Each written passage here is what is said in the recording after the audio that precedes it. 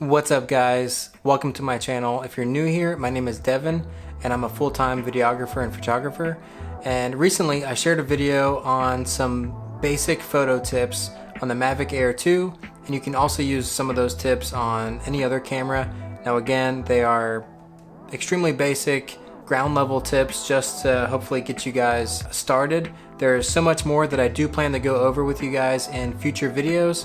So along those lines, I thought it'd be helpful to actually walk through some of the photo modes on the Mavic Air 2 and kind of just do a quick overview on the different photo modes that the Mavic Air 2 offers. So for those of you who are considering to get this drone, or maybe some of you just purchased one and you're trying to figure out some of the different photo modes, hopefully you find this video helpful. And with that said, let's get into the photo modes.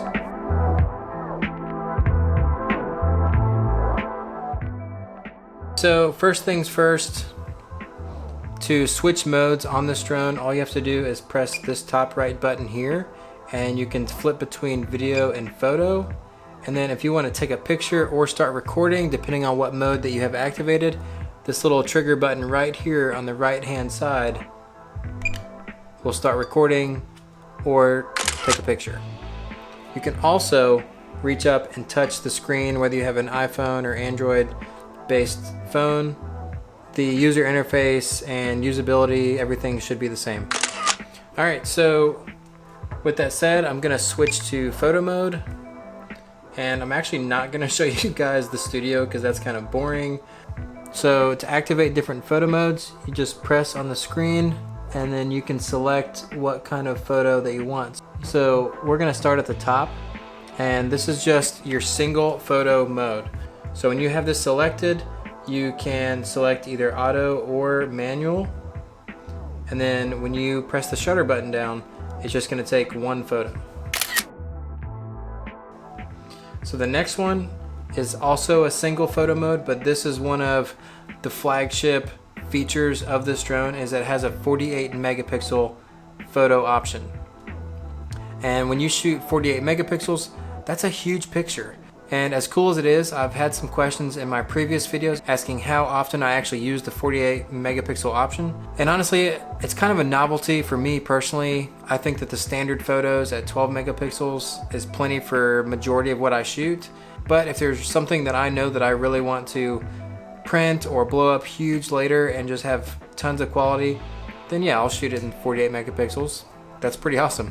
So how I think that they're able to capture this 48 megapixel image is they're actually taking 4 12 megapixel photos and stitching them together into one big photo.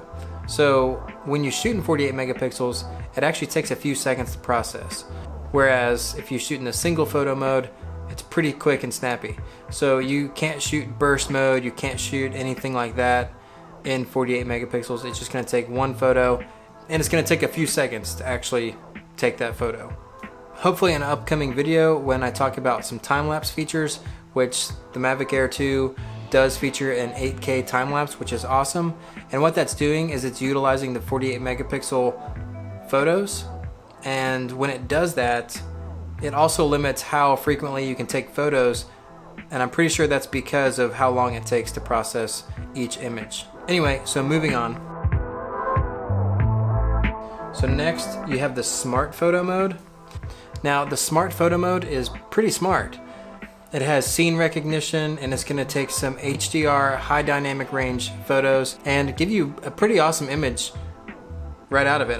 To be honest, I haven't used this a whole bunch just because I'm so used to shooting manual and then editing my photos later.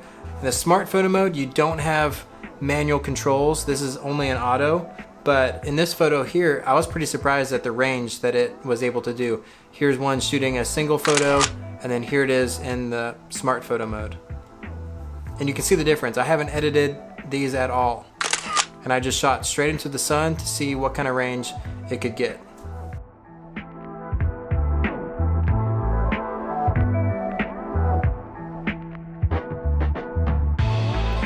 So next we have automatic exposure bracketing, or AEB, and you can choose whether you want to shoot 3 frames or 5 frames, and it's going to take it at a different exposure utilizing the shutter speed.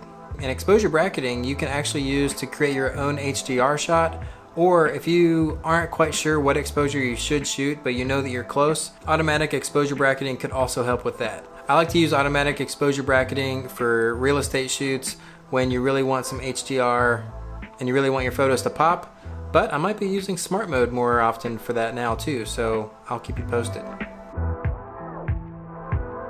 And then we have burst mode, which this is going to take 12 megapixel photos, and you can choose whether you want to shoot 3, 5, or 7 frames in a burst.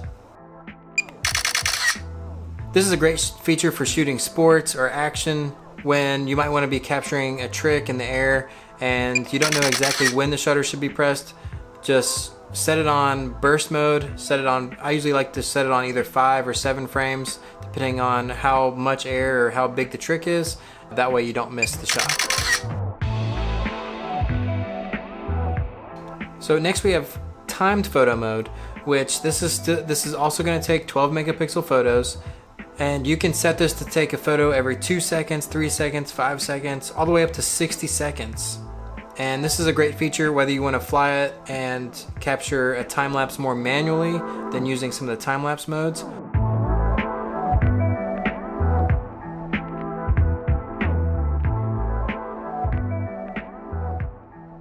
Now it takes incredible panoramic photos as well, and I'm actually going to save panoramic photo kind of tutorial for another video, but it does shoot some really cool stuff. You can shoot in 360, 180, vertical, and just straight up wide angle, and all these modes are pretty awesome. I've been really impressed with these. Well, that is it for this video, guys. I hope that you find this video helpful, and if you did, please leave it a thumbs up. I would greatly appreciate it. It helps my channel out. Subscribe to my channel if you like this kind of stuff. I do plan to do more general photography and videography tutorials, but right now, since the Mavic Air 2 is so new, I've just been focused on this and been having a lot of fun learning more about it. But if you like this kind of stuff, subscribe, and I'll see you guys in another video.